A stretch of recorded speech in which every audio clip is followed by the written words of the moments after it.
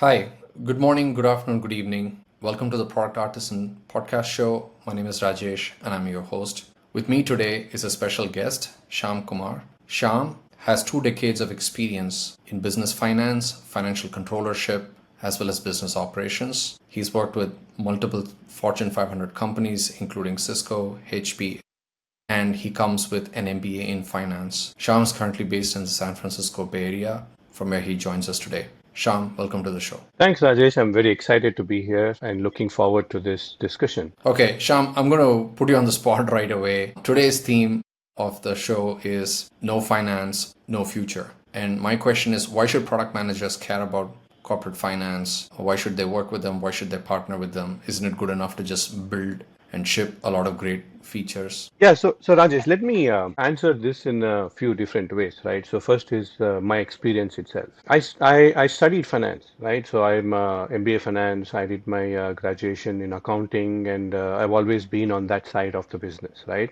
And when you become so technical in your learning, what happens is when you get into the business, right, the rubber hits the road there. And I thought it's all about Excel sheets, but forecast, budgeting, number crunching, and so on and so forth. But then later I realized that for me to be successful, I need to understand the business in depth, right? And then I should be able to talk in the language of the business, right? So if I am not able to connect myself to the business outcomes, I could never connect to the leaders, right, that I was supporting. So I realized very soon that connecting with the leaders and talking to them in their language really helps them be successful at the same time me being successful, right? So that's my side of the view of the business. But when I look at products, right? So here is what I would say, right? So great products don't fail because they lack features.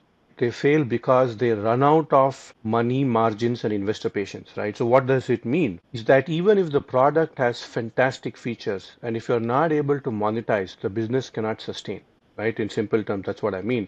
So for startups, that means running out of cash before finding the product market fit, right? So if they don't even know where it fits and all that, and they have great features, the features sound great, the ideas are fantastic, but if there is no product market fit, then you can't monetize it. There is no adoption of those products. And for large companies that I have worked with, right, it's about failing to grow the revenue fast, right? So if you don't grow the revenue fast enough, or if you're losing profitability, and if you're only chasing innovation, right? So, and often you can see product managers are chasing innovation, they're chasing new features. And few examples, right? Real-time examples is look at Google Glass or Apple Vision Pro, right? Fantastic products, great features. And when the company spoke about it, they were like, "Yo, this is going to change the world." But what happened is that they're incredible product, but then they face the same question, right? Can the adoption justify the price tag, right? So if we are going to buy an Apple Vision Pro for $3,000 or more, are we going to adopt it? So that's the important question product managers should really answer, right? So that's why I would say product managers should really care about finance. And I can give a lot of examples, right? Why product managers should care. If your product has great features, if it's not monetizing, it's not generating revenue. And if it's not generating revenue, then you're burning a lot of cash, then you're not generating margins, right? Any business for that matter is here to make money. If you're not making money, then the business is not sustainable, right? So nobody's doing charity here or doing good. So that's why I would say no finance, no future. So you need to involve your finance from the start so that they can help you navigate through the whole journey of your product to the launch and take it to the So market. that's a great start. So let's unpack this a little bit more, right? There are a lot of terms that you kind of threw around. You talked about budgeting, you talked about forecasting, and we know some of these things are more cyclical, right? We tend to do budgeting, once a year, sometimes more than that. There are other things. There's quarterly earnings, right? There are analyst releases, etc. Unpack this for us. What's the cycle? What's the cadence? When's the right time for product managers or product leaders to engage with finance? And how should they kind of track this rhythm or cadence? I think when you talk about finance, Rajesh, it could get very monotonous, right? I mean, it feels monotonous, right? Like you said, it's cyclical, right? Budgeting can be you need to do every year, then forecasting you do every month, and then you do a variance analysis during the month or after the quarter or whatever the financial period each company follows. It is very cyclical. It can be monotonous. You may be repeating cycles around it. Right? But let me explain that. Right, unpack that what it means. Right. So planning is the strategy. Right. So what is the North Star that you want to achieve as a company, and where are you placing your bets? And you plan for the entire year and not knowing any surprises that you get. But whatever information you have at the beginning of the year, you place your bets that this is what I'm going to do throughout the year, right? So this is where I feel the bookings are there. I have product innovation. I know there's going to be growth. So you basically plan that, right? And put all that into a financial plan, business plan. So business plan converted to a financial plan and all that happens. Now, the next thing that happens is forecasting. That is offshoot of planning, I would say. And these are sprints retrospective, right? Are you on track? You plan something and your forecast will say, okay, now you had this business uncertainties. Now you can see there's so much turmoil or so many changes that is happening in the world, right? So politically, economically, and supply chains having an issue, and so on and so forth, right? So you cannot plan all that because you don't have that information when you plan. But then the forecast is an opportunity for you to take all those considerations and say, this is my plan, but this is where I'm changing my forecast.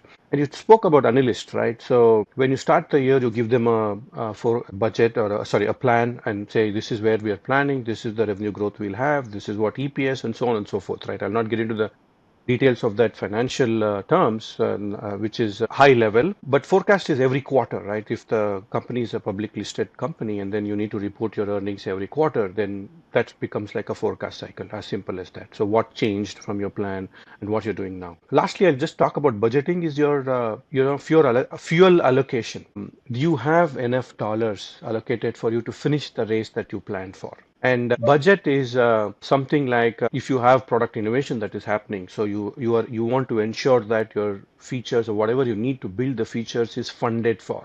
And if it's funded for, then it's budgeted for. You have that money set aside from your revenue or whatever, right? So that's how you set aside money, right? Whatever you're able to sell, or if it's investor money, you basically set aside money for that. So that's budgeting.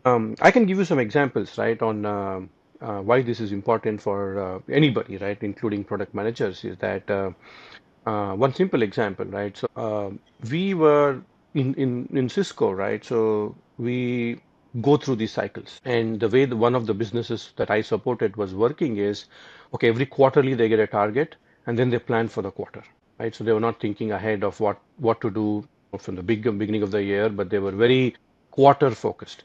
So I came in, I saw this practice, and I said, if you have this, you're not going to succeed. You're not able to have the budgets for whatever you plan through the year. And I saw a lot of initiatives they started failed because of that, because they planned for the quarter, they didn't have the fund next quarter, and funds don't roll over to the next quarter if you're public listed and you need to close your quarter, right? So we started something called bottoms up budgeting at the beginning of the year. We listed everything that we wanted. We did a lot of brainstorming, and we came up with what the plan is, what the budget is, and so on and so forth. So that ensured that there is certainty, longevity for your initiatives that you're driving. So that's why I would say product managers, and your question was, when should product managers involve finance? I would say from the beginning. So in the beginning may not be as much, but as you get the product or product finalized or the feature finalized, I think I would say that the finance should be more involved, right? And I can have so many more examples like that, is where they had done a great product, but then they didn't know what was the pricing that is could, ensure that all costs are included, and so on and so forth. So that way your revenue is growing, but your margin is not growing, right? So there's a few metrics around that I can talk about a little later, Rajesh, but I would say involving finance from the beginning and ensuring that they have everything covered really helps the product managers or anybody in business, I would say. Yeah, so you mentioned something which kind of resonated with me as a product leader, right? So we're all used to kind of this rigor of sprints and backlogs and what we're committing to. So if I had to kind of take the analogy, right, which is product and engineering typically do, a commit, a sprint commit. We look at what items are getting committed and obviously track delivery and progress against that commitment. So it's almost like we should do that with finance as well, right? This quarter, here's what we're committing to. And when I say committing to, it's not just numbers or revenue, it's also budget allocated and spent, right? In a lot of cases, and I've, from my own examples, you find yourself in use it or lose it kind of scenario, and you're scrambling to spend that allocation. And maybe you can explain that to the audience why that happens. And I'm sure it happens a lot more frequently than we think it does. And sometimes it plays out in your favor and sometimes it doesn't, and right, it's kind of embarrassing. So why does that happen at times, and how can we be more proactive at spending some of this, right? And how much of that is capex, how much of that is opex? Can you shed some light on that? Yeah, I mean, I think that's a good question, Rajesh, I would say. And I've always seen that mindset of use it or lose it, right? And this is mainly in listed companies, like I said, right? So because you have quarterly targets that you report to analysts, and then you have quarterly budgets, and everything is driven by quarter results. So if you don't spend it in that quarter, then you can't carry forward to the next quarter, and so on and so forth, right? So, but there are mechanisms of carrying forward, like basically you start the work, you can accrue for it. There are so many nuances that finance can help you so that you don't lose the budget. So that's what I would say is super important to have finance is you need to compliance is the most important thing any company has to follow, right? You need to be compliant to accounting principles or GAAP or whatnot that is. So compliance, I would say is the foundation of that. So you need to be compliant at the same time, be innovative in how you manage your budgets. Right? So there are so many ways that you can manage budgets innovatively, right? By planning ahead of time, right? So if you're thinking of next quarter in the current quarter, there are ways on how you can start planning for the next quarter, right? So you can start some work here, accrue for that, and then use the remaining budget in Q2 that you've allocated for. So planning plays an important role, right? So first of all, if you planned it well, you know how much money you need every quarter.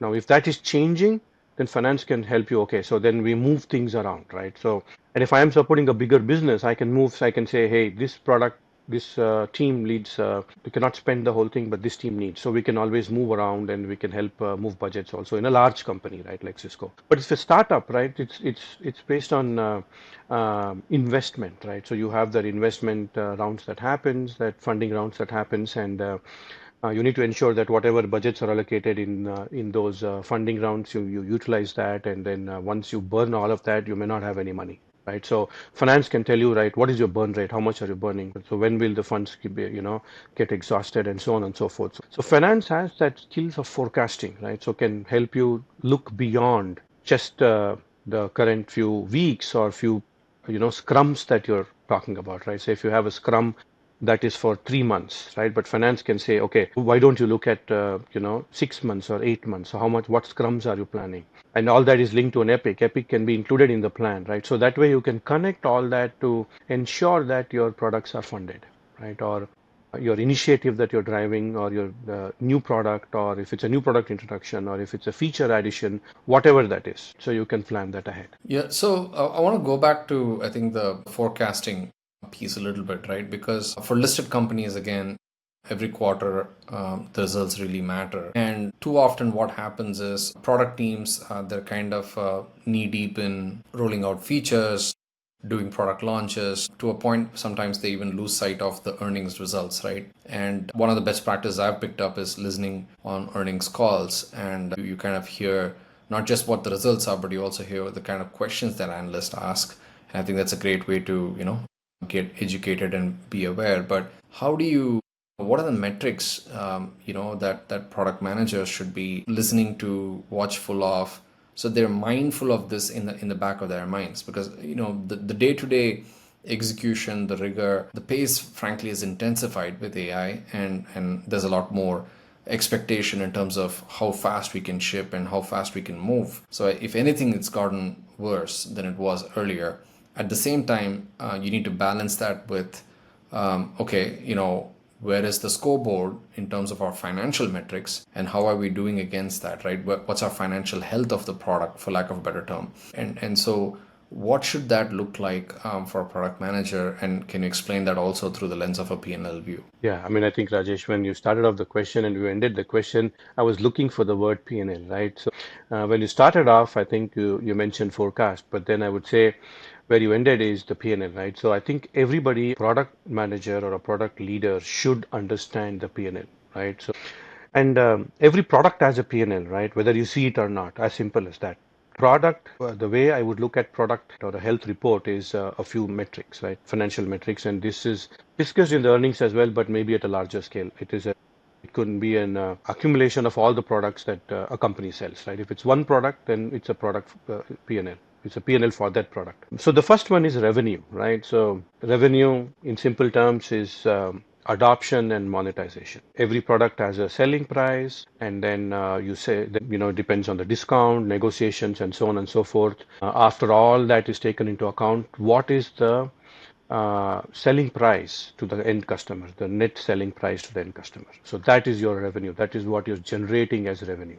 Generally, your selling price should include all the costs that you will incur, right, at that level, right? But when it all adds up, it becomes revenue. And the next part is cost of goods sold, right? So every product will have a cost of goods sold, be it product or services or whatever it is. Its cost of goods sold is nothing but cost to serve, right? What is the infrastructure and support that is required to generate the revenue, right? As simple as that.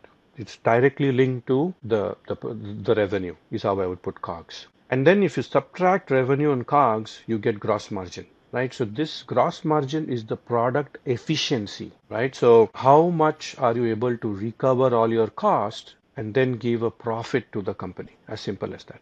So if your product features are great, if your selling price is including all the costs that you are aware of, so you set your pricing in such a way that it considers everything, then you are having a healthy margin. And all businesses need to make margins, right? So that is gross margin. And then the next one I would say is OpEx, right? OpEx is R&D, sales, and marketing. So what is the selling effort that you need for your product? So if your product features are fantastic, your selling efforts are less. So it's more a pull effect for you, right? It's not a push effect. But if your product needs push, right? If you need selling, and if you need more R&D or if you need more marketing expenses, then your OpEx is more. So gross margin, I told you, revenue minus COGS is gross margin. Gross margin minus OpEx is profit.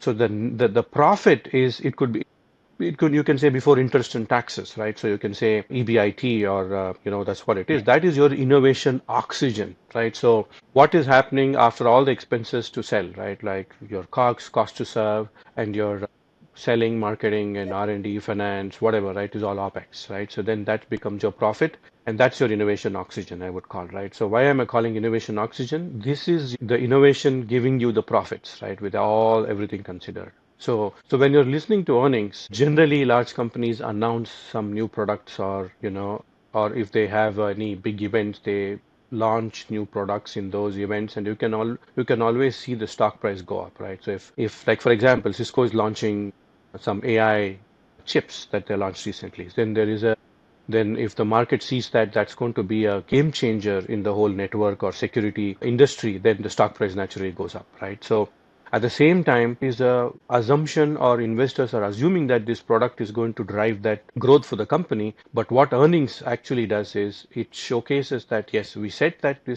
launched this product, and now you're seeing that show up in the numbers, right? So our revenue is growing, our margins are getting better, and we are net we are churning out profit for our investors, right? So and that's what they care. And how do you invest that profits? They talk about either you invest back into the business or you give that as dividend to your shareholders, right?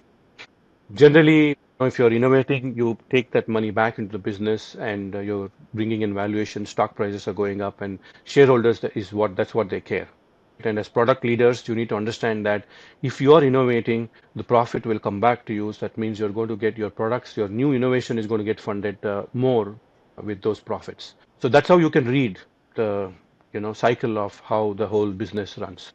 And I'm keeping it simple, Rajesh. I'm not getting into more technical terms in finance, right? But the reason why I do this is for product managers to say that finance is important, involve them from the beginning, because the end result is margin, right, or profits. Yes, I want to kind of touch upon something you mentioned earlier, right? And again, I've been on the receiving end of this at times, right? So there are a number of business units. Again, we're talking about listed companies and mid to large products organizations, and all those business units are competing for innovation dollars, right? So you have run the business, you have products that you need to ship and care and feed, and they pay the bills, for lack of a better term. But then you have these innovation big bets, right? You have innovations and you have these new products that one day that will mature and give you the next $1 billion in ARR and so on and so forth. So when those business units come to you and they're competing obviously for funding, how do you make the determination, right? I've done business cases,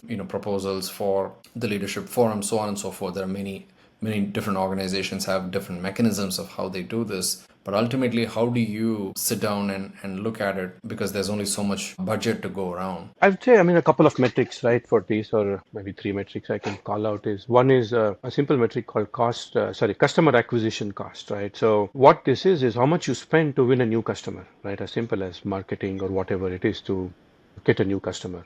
And the other metric is customer lifetime value, right? So how much do they bring in over the life cycle of the product? The general rule of thumb is the acquisition cost. The customer life cycle, the lifetime value, CLTV, should be 3 times of your customer acquisition cost. So what it means is if you're spending $1 on acquisition, your lifetime value should at least be 3. So that way you are ensuring that it's growing as well as retaining customers, and it's giving you margins, right? So that's one thing. And some examples is that when I was working with a product lead, they didn't even have visibility to these metrics. And when I introduced that metrics, we realized that the customer acquisition cost and the customer lifetime value was less than 2. And if it's less than 2, and when we looked at the whole profits that they were generating, they were actually generating losses.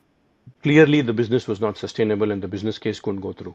Then we made some tweaks to that, right? So we said, okay, how do you drive adoption, right? How do you drive renewals if required or whatnot through the life cycle of the product? And then it became more than 3, and then we could see that it could turn profit. Now, when you put these numbers in front of leaders that are approving this or that are funding this or investors that are investing, I think it makes a big difference, right? You're showcasing that this product over the life cycle is going to grow as well as give you that profitably, right? So that's what is important. And if you need to explain your product in P&L terms, right? If you're not ready to scale, but then if you're able to explain it in the P&L, you clearly have a vision that it's going to generate profits. And the last one I would say is you call it rule of 40, right? So this is mostly for SaaS businesses, and it's very simple, right? So the revenue growth percentage plus the profit margin percentage should be more than 40%. So if you're growing revenue by 30%, and if you're making a profit margin of 10%, and if it's 40, then I think it's a healthy product or healthy business, right? So anything more than that is, of course, fantastic to have, but I think bare minimum, we call it rule of 40, right? So as simple as that. So it's all about balance, and you can't sprint forever if you're out of breath, right? When you're sprinting, you need to have that breath, and that breath is all these metrics, right? So that's what I would say when product managers are more involved in features and all, if they're thinking only on those lines but ignoring finance and not these metrics, then they realize that you're not able to monetize. I gave some examples of products that have failed. So monetization is super important, and finance can help put that into a perspective. So would it be fair to say I'm building a new product, and again, this is in terms of more established product companies that really need to think through your cost of acquisition and lifetime value, right? And how you're going to manage that customer through the lens of finance before we spend a lot of time figuring out which features to build and what the roadmap should look like. And would it be fair to say that that's something that product managers and aspiring product leaders should do? Yeah, Rajesh, and I can tell you, lot of products, lot of visionary leaders have failed because of that, right? So if you launch a product without knowing or understanding the market and the adoption rate of that, or not understanding if the pricing is able to recover all the cost, and especially in large companies, it's very difficult to put all of this in or clearly calculate these metrics very easily. I think we need to spend time, and many large companies may not have the tools in place, right, for finance to drive this. So I would say if you put efforts from the beginning, it really makes a difference. And once you're able to justify that whatever products you're building is able to give you reasonable growth in your revenue because all your investors or your shareholders want your revenue to grow at the same time making the same profits or whatever profits you were making before or making better profits, right? So you're If your profits are depleting, then it would also bring in employee dissatisfaction, right? So if you're not able to meet your margin targets that you have planned for, then you have to cut cost. Cutting cost, headcount may be your biggest cost, and you have to do more layoffs and so on and so forth, right? So it has got a rippling effect. So if you have finance involved, you know the profits that you're going to generate, you know the revenue growth that you're going to have, and everything is backed with solid calculation and data, I think that's going to make a big difference. It's going to not only boost investor confidence, but it's also going to improve your employee morale, right? So it gives you the employees gets more um, confidence, or they feel more secure that this company is growing and it's making profit, so they should not be worried. I want to switch gears a little bit, Shyam, and talk about. I mean, you worked with product managers, leaders at different levels, but you've also worked with leaders in other functions, right, including HR. What's been your experience, your learnings in terms of working with leaders at different levels and having to adapt to, those leaders, and in terms of the way they look at finance and numbers, right? And any lessons or any memorable experiences that you would like to share? Right, Rajesh. So I would say, I've had the opportunity to grow in my company, right? So I started off in the region, I would say a little bit kind of a shared services back in Bangalore, but based in Bangalore, supporting all of APJC. Then I moved into the region, right? So I moved from Bangalore to Singapore. I was leading, the regional function that time. And then from Singapore to Bay Area, right? So I moved in 2021. It's been like 4 years, so that I moved to Bay Area. What I've learned through this is that, like I said at the beginning, is understanding your leaders' expectations clearly, because they have priorities for their teams and they want to achieve those outcomes they have set themselves for, and then with their leadership, so that they will have to be successful at the end of it. If you're able to connect yourself to them, I think it makes a big difference, right? So I've had different experiences, great experiences. I've had some bad experiences because the finance leadership that I was working didn't understand the business, right? So when they don't understand the business, they expect you to do something that is not reasonable, right? So you in between fail, right? So I would say that ensuring that everybody knows where the business is going has made a big difference for me, right? And now, being moving to the Bay Area, I am working at I would say, an executive level, EVP level, right? So working with EVPs. Another important learning I have seen is how do you navigate between different levels of leadership, right? So if you're working with an EVP, there could be SVPs, there could be VPs, there could be directors. So different levels of leadership with different levels of mindset, different wavelengths. There is so much. I call this political quotient, right? So politics is not something negative, but I would say if you understand the political layout of the organization, it has really helped me. And then if I am able to narrate back what my understanding is to my business partners, that has been a great learning that I have learned through my journey, right? So you need to have a two-way street. You need to ensure that you're putting a controller foot down and saying this is not something that you should be doing. At the same time, thinking as a business leader and understanding and being in their shoes and being on their side. So that, I would say, is a great learning. And for this, that's why I would say no finance, no future, because finance is critical. Every product has a P&L. Every business has a P&L. If your revenue is not growing, if you're not making enough profits, it doesn't help. And finance partnership and collaborating with business has really helped. And another example is I have been out of finance. I would say I'm a boomerang back to finance. So that has also really helped me understand the other side of the dark side of the business they call, right? So when you go to finance, finance is black and white, and business is, it's just a white space, and you can draw anything and you can make anything out of business. Innovation, that's what is innovation about. So when these two marry, I think it's just says that it's something that you're going to be successful. Okay. With that, I wanted to ask who are some of the popular leaders in finance that you follow, that you admire, and maybe someday like to work with, and who are they, and in terms of role models, and why in the tech industry? So I would say there are a lot of great CFOs, right? And I think Amy Hood in Microsoft is one. The whole the transformation that Microsoft has gone through, and what Microsoft is driving, right? Where they were and where they are now is a completely different business, right? So they're more into cloud. They're getting into more AI. And even the basic Office or Windows software is completely changed. When I remember using SharePoints and shared files long ago and what it is now, right? It's a completely fantastic innovation that has happened, and I'm sure, and if they're growing at that pace, the stock price is growing at that levels, I would say one of the key roles that finance would have played in helping the whole business transform, right? So I think that's one business I would like to, I really admire, and I think I would like to get some experience with in a closed software industry, because I've always been in products, HP and Cisco, and I feel that is something that is going to change. And then I think with all the new AI companies like OpenAI and, Anthropic, and there is so much innovation happening, and I'm sure, and I strongly see that the way finance is going to play a role is will also evolve over a period of time, because a lot of things that we are doing in finance, I think AI is going to replace a lot of things, and then we can certainly add value on top of that, right? So, and the other area I would like to get some experiences in these new age companies, I would say. So, last question: what resources should product managers tap into? Right. I mean, there's again, if you look at tech and if you look at product, there's a lot of content out there, right? About products, frameworks, how to build, how to scale. I don't know if I see a lot of that for finance, but what are some of the resources people can tap into that they can, track, that they can follow up on?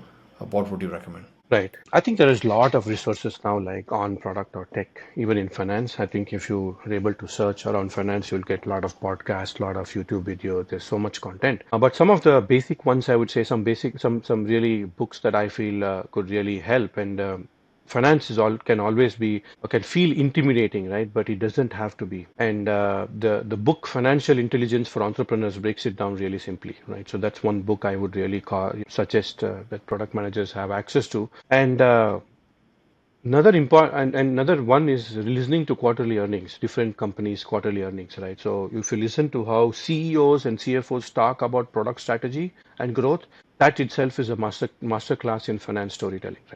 CFOs can talk the business and can relate that to numbers very easily and in the earnings call. That's what analysts are looking for, investors are looking for. And right, I would say most importantly, very simple, your internal finance partner. They are the most underutilized resource I see.